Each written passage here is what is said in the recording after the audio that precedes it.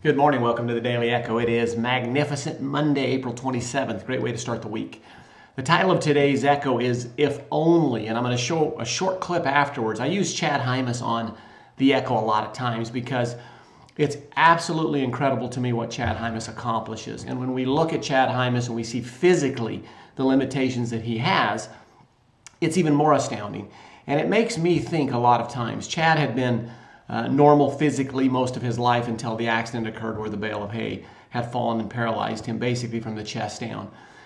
And after that incident occurred, he, even in his own words, has been able to touch and affect millions of lives, which he never did before. So what occurs?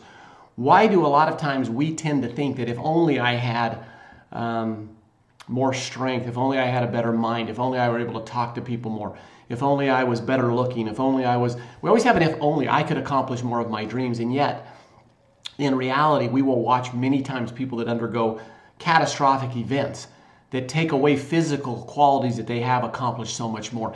And I would summarize that the key is up here. It's between our minds. At that point when we start to tap into our abilities, they are so much greater than we think physically. And physically, we limit ourselves a lot of times because we put our expectations upon what we can do physically. And we don't go into that place and mentally try to create things and try to look at things from a different perspective.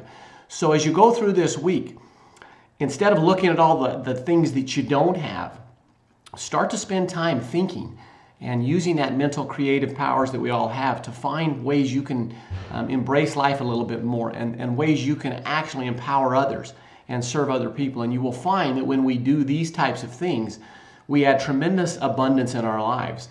You know, I've heard Dave Blanchard say abundance is not a process where we get more. Abundance is a process of becoming. It's becoming a better person. And in the process of serving and our first intention every day to help other people, we do in all reality become much more abundant. So enjoy this short clip. Have a wonderful week. Enjoy today. Monday's the day that starts the week off. So start it off great. As always, thanks for taking time to watch the Daily Echo. Enjoy this little short piece with good old Chad. Thanks. But just stop for a second. I just noticed something. I want you to know that all 10 of my fingers are numb and I text better than you do.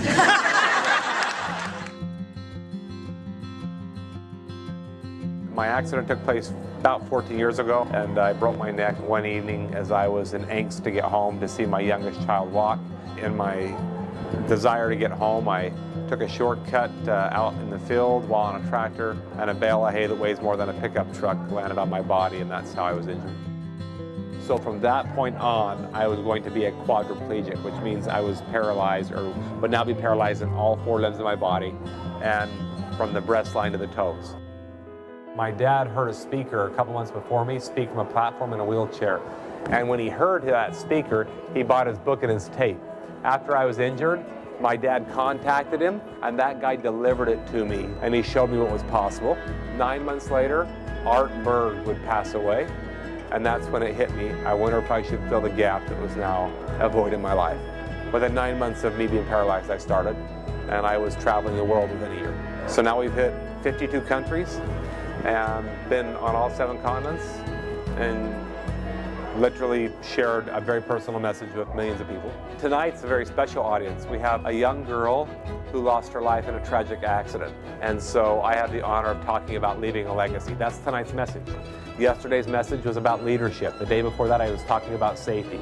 The day before that, I was talking to high school students about suicide prevention. So I've developed some different topics depending on what the needs are of the audiences that I speak to.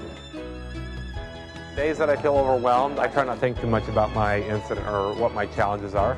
There's always somebody out there with bigger problems and bigger fish to fry. There's not a single person in this world that's not facing some sort of a challenge of paralysis. I would just ask them that they not focus on that problem that they're facing.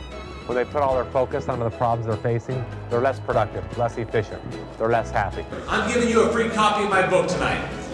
Everybody's getting one, so it's not that big of a deal.